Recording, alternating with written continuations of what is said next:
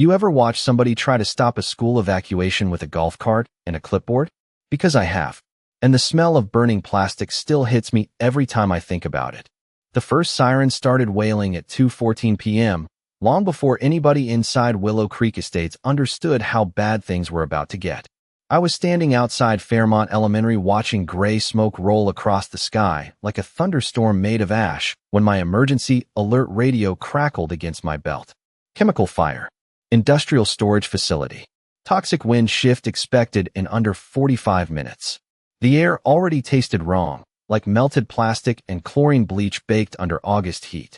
Kids were still inside the gymnasium waiting for evacuation buses, while teachers tried to keep them calm with coloring books and Capri Suns. Then the buses stopped moving.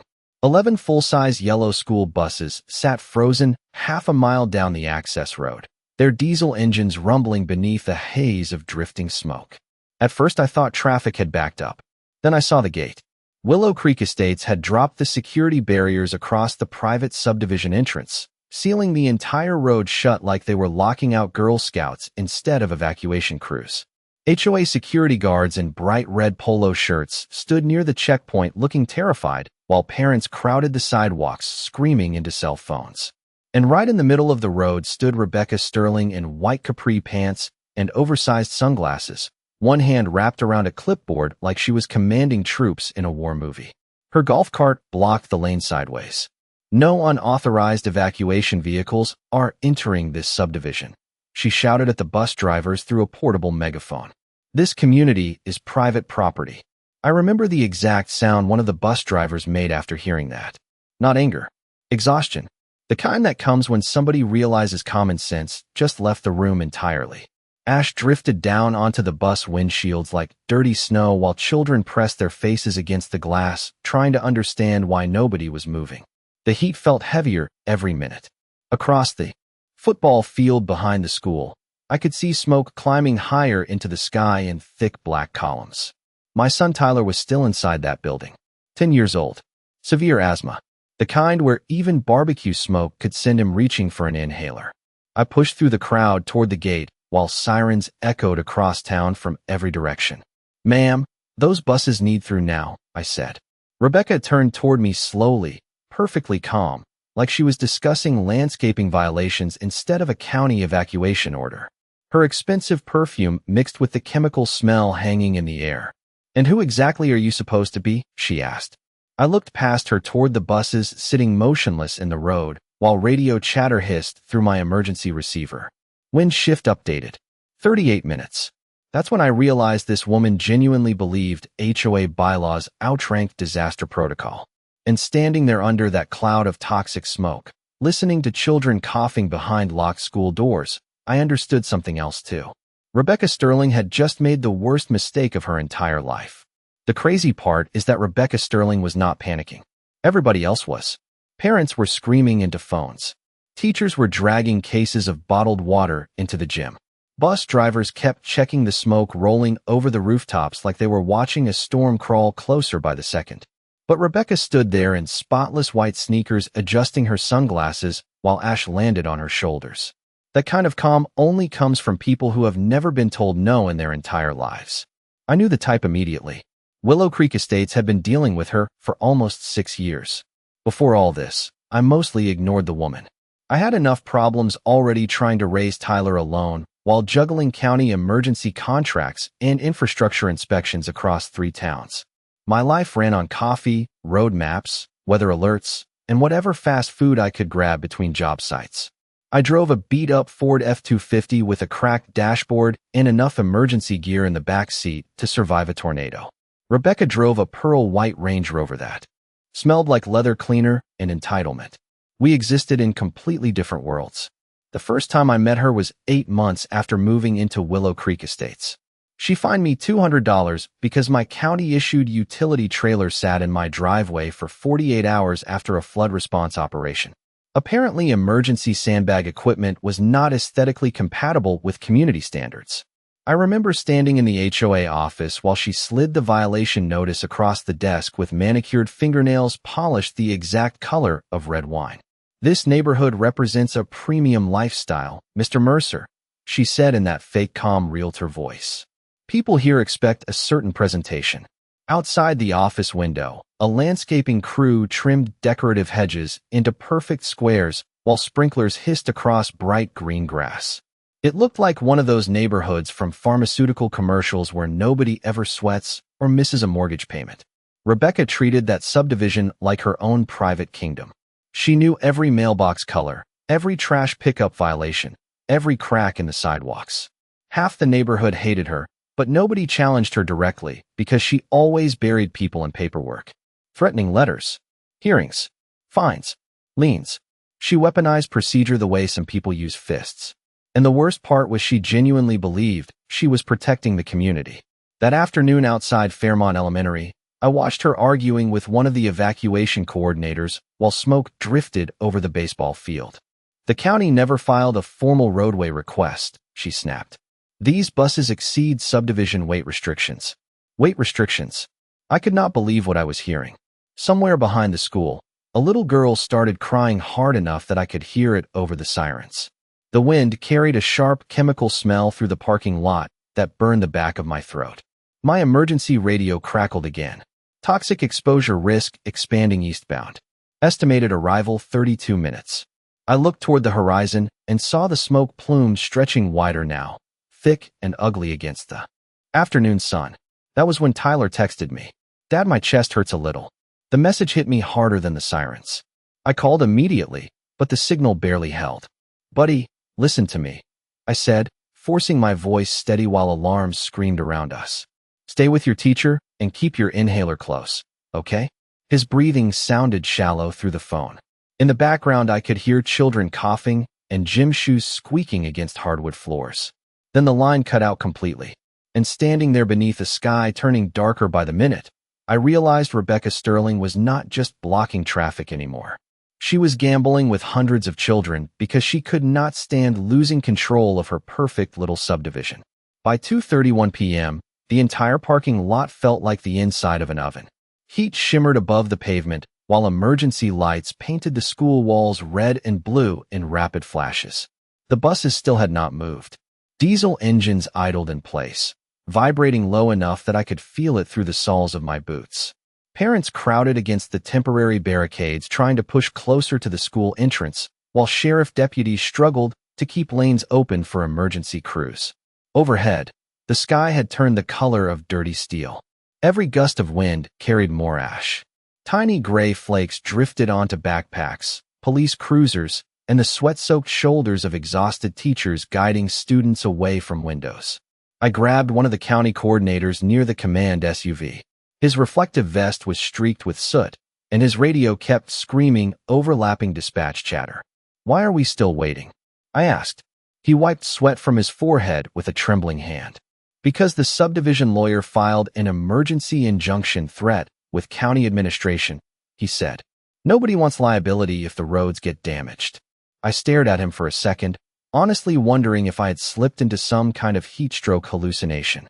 Children were trapped inside a school less than 3 miles from a toxic chemical fire, and grown adults were debating asphalt liability. Somewhere behind us, a little boy vomited near the curb from the smoke smell. The sharp scent of chlorine burned my eyes hard enough that tears blurred my vision for a moment. Then Rebecca Sterling climbed onto the back of her golf cart, like a politician giving a campaign speech. Residents of Willow Creek Estates, she announced through her portable speaker, please remain calm. Unauthorized emergency traffic is being redirected to preserve community safety. Preserve community safety. I heard several parents curse out loud. One woman in scrubs tried to push past the barricade screaming that her daughter had severe allergies. Rebecca did not even look at her. She just kept reading from a printed statement while security guards shifted nervously beside the locked gate. That was the moment I noticed the livestream camera. Rebecca had one of her HOA volunteers filming everything for the subdivision social media page. A teenage kid stood near the fountain entrance holding a phone mounted on a stabilizer while comments exploded across the screen. She was turning an evacuation into public relations content. My stomach twisted. The wind changed again. Stronger this time. The smoke cloud rolled lower over the football field, swallowing the far end of the school parking lot in gray haze. Several kids near the entrance started coughing hard enough that teachers rushed them inside. My emergency radio hissed. Hazard plume acceleration confirmed. Estimated exposure window 24 minutes. Then my phone buzzed again. Another text from Tyler. Dad, the gym smells weird now. Some kids are crying. I typed back immediately, but the message stalled halfway sending. Cell towers were overloaded. Around me, sirens echoed non-stop from every direction, blending with helicopter rotors somewhere overhead. The air itself felt electric, tense enough to snap. I looked back toward Rebecca standing beside her locked gate in perfectly pressed white clothes while smoke drifted around her like storm clouds around a lighthouse. And suddenly I remembered something from years earlier during National Guard convoy training. Real disasters never collapse all at once. They collapse one stupid decision at a time. One blocked road. One delayed order. One person. Too obsessed with control to step aside when it matters. Rebecca Sterling thought she was protecting property values. What she was really doing was trapping hundreds of children inside a countdown clock. At 2:39 p.m., the first ambulance crew pulled oxygen tanks out onto the sidewalk. That is when the fear stopped feeling theoretical. Teachers had started moving younger kids away from the gym because the ventilation system was dragging smoke into the building. Every time the entrance doors opened, another wave of chemical stink rolled outside thick enough to taste. The air smelled like melted pool chlorine mixed with burning tires. Several children sat against the brick wall wrapped in silver emergency blankets while school nurses checked inhalers and pulse levels under flashing ambulance lights. I kept trying Tyler's phone. Straight to voicemail now.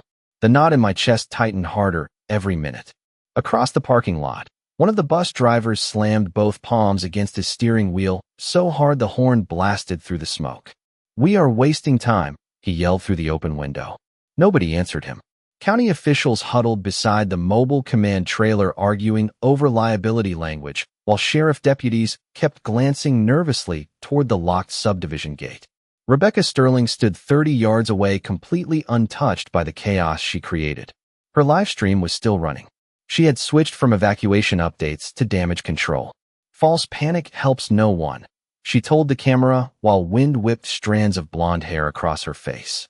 "We are cooperating fully with local authorities." Cooperating. The woman had trapped 11 evacuation buses outside a private gate, while toxic smoke drifted toward an elementary school.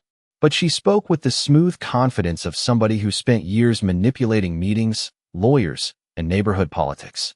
Then one of the HOA security guards walked up to her holding a tablet. I watched her expression change for the first time all day. Not fear. Irritation. She turned sharply toward the school and lowered her voice. I moved closer through the crowd until I could hear pieces of the conversation over the sirens. "Parents are bypassing the western fence line," the guard said nervously. "Somebody cut through the landscaping berm." Rebecca's jaw tightened. "Then close pedestrian access too," she snapped. "Nobody enters or exits without HOA authorization." I actually stopped walking for a second because my brain refused to process what I had just heard. HOA authorization. Not county emergency management. Not law enforcement. Not school administration. Hers. A gust of hot wind swept across the parking lot carrying a fresh wave of ash that rattled against parked cars like dry rain. The sky above us darkened another shade. Somewhere overhead, helicopters chopped through the smoke, clouds searching for visibility. My emergency radio crackled so loudly that nearby parents turned toward me. Hazard containment failure confirmed. Mandatory evacuation expansion recommended immediately. 20 minutes. We had 20 minutes before the toxic plume crossed directly over the school. I looked toward the subdivision entrance again and noticed something else. Decorative stone pillars lined both sides of the HOA gate, with giant bronze letters spelling Willow Creek Estates private access. Perfect landscaping. Fresh flowers. Expensive brickwork. Rebecca had spent months turning that entrance into a luxury showpiece for developers touring the neighborhood. Then it hit me all at once. This was never about safety. She was terrified evacuation footage would destroy her pending subdivision deal. Smoke. Buses. Panicked parents. National Guard rumors. Helicopters circling overhead. Everything she hated. Everything that could tank property values overnight. Children were trapped behind her ego and a real estate contract. My phone buzzed again. This time it was a photo message from Tyler's teacher. 20 kids sitting on the gym floor with shirts covering their noses while gray haze blurred the windows behind them. Tyler sat against the wall, clutching his inhaler with watery eyes. And underneath the picture, she typed 5 words that made my blood run cold. We need those buses now. The next 10 minutes felt like watching a dam crack 1 inch at a time. Everything around us kept moving faster except the buses. Smoke rolled lower across the parking lot until the far end of the school disappeared behind gray haze. The flashing emergency lights reflected off the smoke in strange colors, turning the whole scene into something unreal. Kids inside the gym had started covering their faces with damp paper towels, while teachers taped blankets along the bottom of doors, trying to block the chemical smell from drifting inside. I could hear coughing every time the entrance opened. Parents were no longer arguing with deputies. They were begging. One father dropped to his knees beside a sheriff cruiser, holding up a photo of his daughter through the window. Another woman screamed so hard her voice cracked completely. Meanwhile, county administration kept stalling. Legal review pending. Road access dispute unresolved. Emergency authorization delayed. Every sentence sounded like it had been written by somebody sitting safely inside an air-conditioned office 50 miles away. I grabbed the county operations supervisor near the command trailer. His shirt was soaked through with sweat, and ash coated his shoulders like dust. "You know that plume is moving faster than predicted," I said. "We cannot wait any longer." He looked exhausted. "I know," he whispered. "But if we force access without state authorization, the county gets sued into the ground." Sued. That word hung in the air while children sat trapped inside a school gym breathing contaminated air. A sharp gust swept across the parking lot hard enough to bend nearby trees sideways. Smoke swallowed the football bleachers completely now. Several ambulance medics pulled masks over their faces while oxygen tanks hissed beside the sidewalk triage area. My emergency radio screamed again. Hazard exposure probability increasing. Estimated direct impact 12 minutes. 12 minutes. I looked toward the buses and noticed something that made my stomach drop. One of the drivers had shut off his engine to conserve fuel after idling nearly half an hour. The others were starting to follow. Heat shimmered above the asphalt, while bus windows fogged slightly from trapped humidity inside. They had become giant. Yellow waiting rooms parked outside a locked gate controlled by a woman worried about decorative pavement. Then I saw Rebecca laughing. Not loudly. Just a quick little smile, while talking to a man in a golf shirt, holding HOA paperwork against his chest. Even through the drifting smoke, I recognized him immediately. Martin Greeley, the subdivision attorney. Of course, she had brought a lawyer to a school evacuation. He handed Rebecca a stack of papers while she nodded calmly like this was a zoning dispute instead of a county emergency. And suddenly I understood why nobody local was pushing back harder. Rebecca had buried the entire response in legal threats and procedural confusion long enough for panic to replace leadership. My phone buzzed again. Another message from Tyler's teacher. Several students having breathing problems. We are running out of inhalers. I closed my eyes for 1 second and heard something I had not thought about in years. Radio chatter from convoy operations overseas. Sandstorms. Evacuation routes. Emergency corridor clearances. Back then, hesitation got people stranded. The smell around me changed again. Less like smoke now. Sharper. Chemical. My eyes burned instantly. Several parents started coughing hard enough to bend over near the barricades. Deputies finally began handing out emergency masks from cardboard boxes. 12 minutes had become reality. And standing there beneath a darkening sky while Rebecca Sterling argued property law beside her locked gate, I realized the county was not going to solve this in time, which meant somebody else had to. I stopped waiting for permission at 2:52 p.m. The second I made that decision, everything inside me went quiet. The panic disappeared. The noise disappeared. Years of emergency response training settled into place, like muscle memory sliding back into an old scar.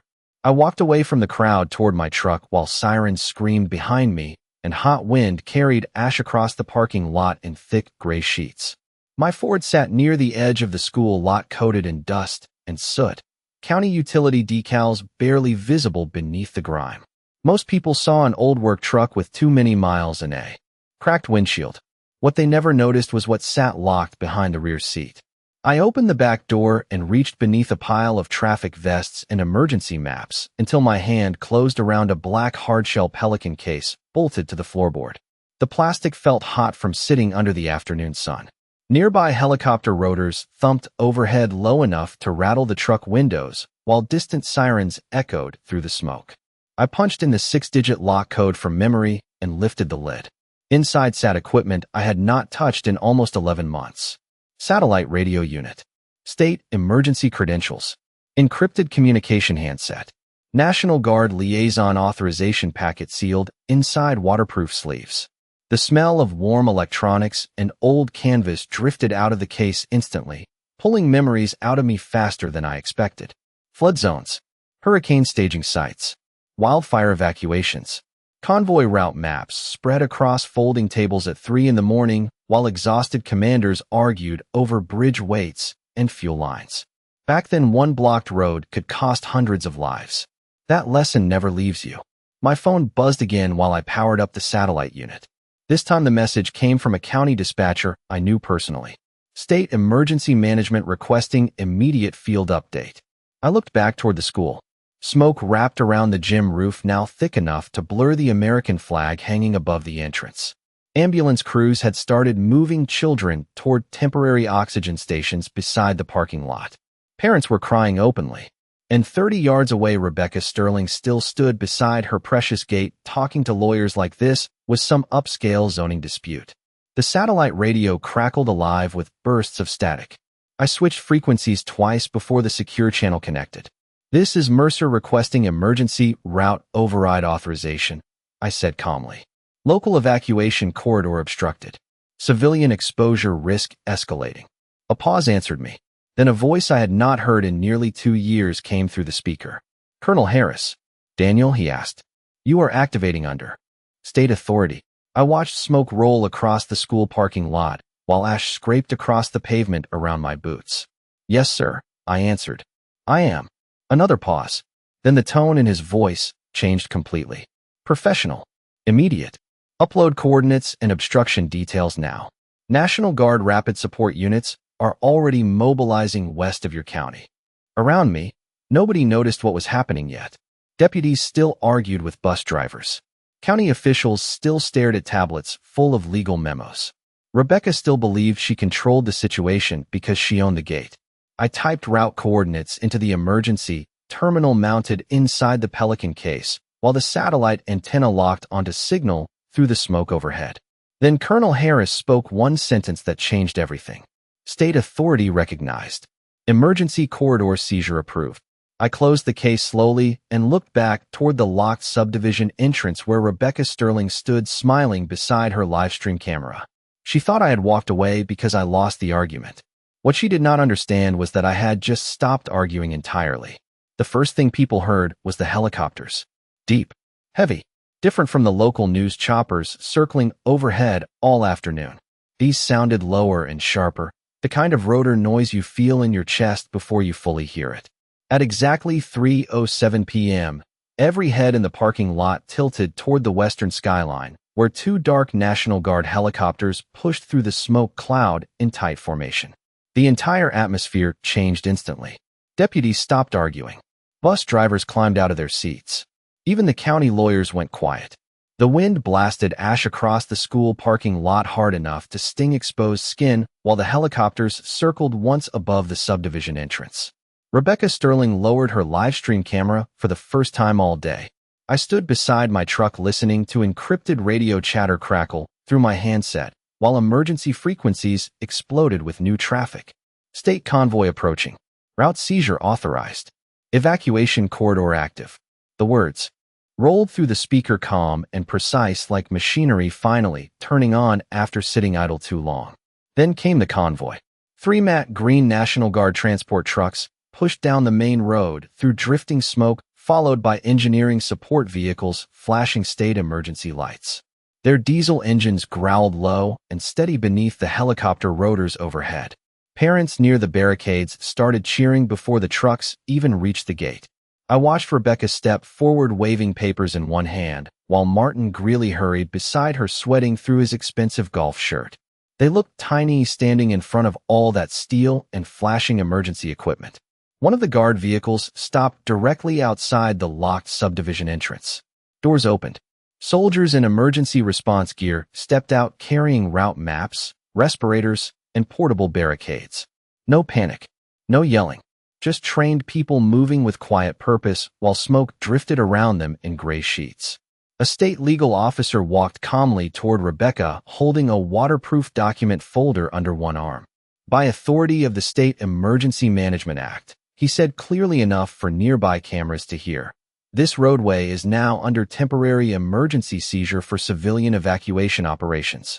Rebecca's face changed color so fast, it almost looked painful. You cannot do this, she snapped immediately. This is private HOA property. The legal officer barely blinked. Not anymore, ma'am. Behind him, National Guard engineers rolled portable hydraulic cutters toward the locked barrier system. The metallic clank echoed across the subdivision entrance while helicopters thundered overhead. HOA security guards stepped aside without argument. Even they knew the difference between neighborhood authority and state emergency command. Then came my favorite moment. Rebecca turned toward the livestream volunteer and hissed for him to stop recording. Too late. Hundreds of people were already watching online. Her own HOA cameras had documented everything from the blocked buses to the emergency seizure order in perfect high-definition video. Every smug speech. Every delayed evacuation minute. Every child coughing behind school windows while she argued about pavement restrictions. The gate locks released with a loud mechanical snap. Engineers swung the barriers open while deputies cleared traffic lanes with flashlights and hand signals. The first school bus rolled forward through the entrance, trailing diesel exhaust and ash. Parents along the sidewalk started clapping and crying at the same time. Several teachers hugged each other hard enough to nearly fall over. I watched bus after bus disappear down the subdivision road toward the school while emergency sirens echoed through the smoke-filled afternoon. Then my phone rang. Tyler's teacher. We see the buses, she said, her voice shaking with relief. In the background, I could hear children cheering inside the gymnasium. I looked across the gate one more time at Rebecca Sterling standing frozen beside her decorative stone entrance while National Guard vehicles streamed past her HOA signs like they were not even there. And for the first time all day, she finally understood something. Real authority does not live behind a keypad gate. Once the buses started moving, the entire scene changed from panic to controlled chaos. National Guard engineers redirected traffic with glowing wands, while deputies cleared intersections ahead of the convoy. The rumble of diesel engines echoed through Willow Creek estates as yellow school buses rolled past million-dollar houses with perfectly trimmed hedges and decorative mailboxes. Ash drifted across manicured lawns like gray snow. Residents stood frozen on their driveways holding phones and shaking hands while emergency vehicles flooded the subdivision roads Rebecca Sterling spent years trying to keep pristine. I followed behind the convoy in my truck listening to radio traffic pulse through the satellite handset clipped beside me. School extraction in progress. Student loading underway. Medical triage stable. Every update felt like pressure slowly lifting off my chest. Then the first bus doors opened outside Fairmont Elementary. Teachers rushed students aboard through clouds of drifting smoke, while medics handed out masks and water bottles. Some kids cried. Some looked completely numb. Others just stared silently at the helicopters overhead like they were watching a movie instead of living through a disaster. Then I saw Tyler. He stepped down the school entrance ramp, clutching his inhaler in one hand and his backpack strap in the other. His eyes were red from the smoke, and sweat had pasted his hair against his forehead. The second he spotted my truck, he started running. I met him halfway across the parking lot, while helicopter downdraft whipped ash around our legs in spinning gray circles. He wrapped both arms around me so tight I could barely breathe. I thought the buses were never coming, he whispered against my shoulder. I looked back toward the subdivision gate where National Guard vehicles still controlled the corridor. They came, I told him quietly. That is what matters. But the story was already spreading far beyond the parking lot. Rebecca's livestream footage had exploded online before anyone could shut it down. Every minute of the blocked evacuation. Every argument about property values. Every clip of children coughing while buses sat trapped outside a locked HOA gate. Local news stations started replaying the footage before sunset. By evening, national outlets picked it up too. The internet turned on Rebecca Sterling with the speed of a wildfire. Reporters camped outside Willow Creek Estates before midnight. Parents posted videos demanding criminal investigations. One clip of Rebecca saying unauthorized evacuation vehicles played so many times online, it became the unofficial slogan of public outrage across the entire county. The next morning, state investigators arrived at the subdivision clubhouse carrying document boxes and evidence bags. HOA board members who spent years backing Rebecca suddenly refused interviews and claimed they had limited operational involvement. Martin Greeley quietly resigned as subdivision counsel less than 24 hours after the evacuation. Even the luxury developer touring Willow Creek Estates pulled out of contract negotiations, citing public liability concerns. But my favorite moment happened 3 days later during the county emergency hearing. Rebecca arrived wearing another perfectly pressed white outfit carrying 2 binders full of HOA regulations. She still believed paperwork could save her. Then state investigators played the live stream footage on the projector screen for the entire hearing room. The silence afterward felt heavier than the smoke cloud ever did. No arguments. No legal speeches.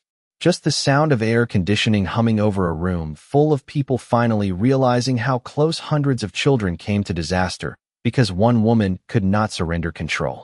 Rebecca Sterling looked smaller after that. Not physically, spiritually. Like somebody had finally unplugged the illusion she built her entire life around. And standing outside the courthouse afterward watching National Guard trucks roll back toward the highway under a clear blue sky, I understood something simple. Real leadership is not about controlling the gate. It is about knowing when to open it.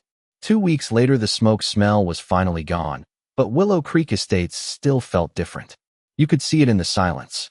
The subdivision fountain still sprayed water across the entrance every morning. The lawns were still trimmed with ruler-straight precision. Expensive SUVs still lined the driveways beneath perfectly shaped oak trees. But nobody looked at that gate the same way anymore. The giant bronze letters reading private access had become a local joke after county workers covered part of the sign with temporary emergency markings during the evacuation.